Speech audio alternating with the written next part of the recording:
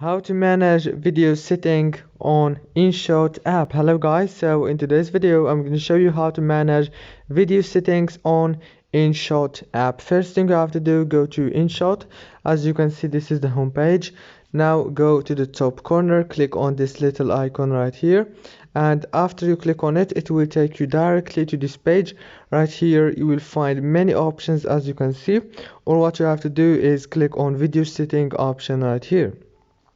Now you can manage your video resolution and the frame rate as you want from here.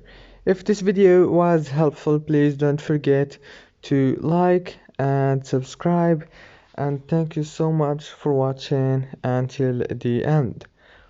See you later.